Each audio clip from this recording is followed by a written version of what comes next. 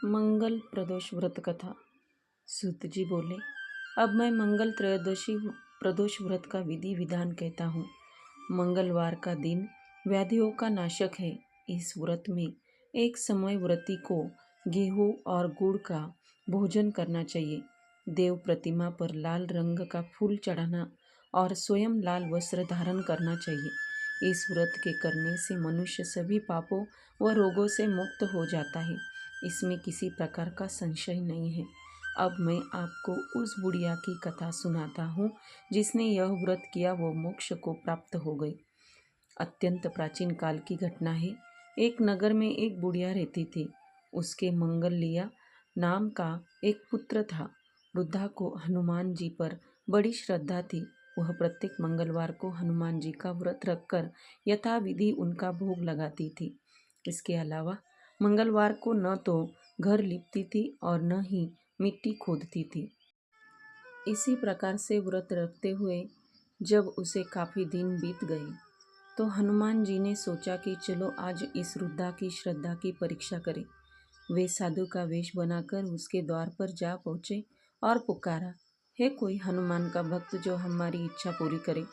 वृद्धा ने यह पुकार सुनी तो बाहर आ गई और पूछा कि महाराज, क्या आज्ञा है।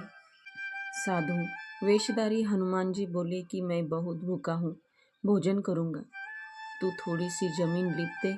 वृद्धा बड़ी दुविधा में पड़ गई। अंत में हाथ जोड़कर प्रार्थना की, हे महाराज, लीपने और मिट्टी खोदने के अतिरिक्त जो काम आप कहे वह मैं करने के लिए तैयार हूँ।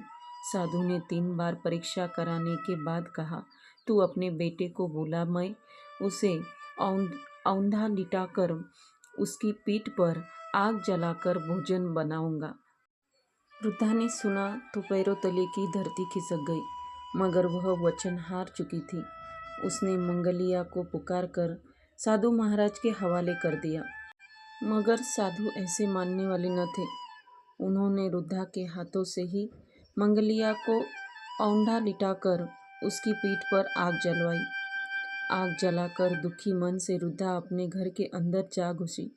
साधु जब भोजन बना चुका तो उसने वृद्धा को बुलाकर कहा कि वह मंगलिया को पुकारे ताकि वह भी आकर भोग लगा ले।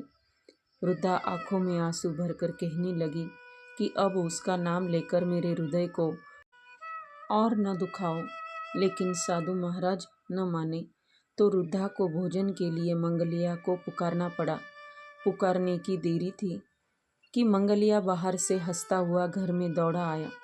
मंगलिया को जीता जागता देखकर वृद्धा को खुद आश्चर्य हुआ। वह साधु महाराज के चरणों में गिर पड़ी। साधु महाराज ने उसे अपने असली रूप के दर्शन दिए। हनुमान जी को अपने आंगन में देखकर वृद्धा को लगा कि जीवन सफल हो गया। सूत जी बोले, हे ऋषियों, अब मैं आपको बुध त्रयोदशी प्रदोष की कथा सुनाता हूँ। ध्यानपूर्वक सुनिए। यहाँ पर ही मंगल प्रदोष की कथा समाप्त होती है। ओम नमः शिवाय।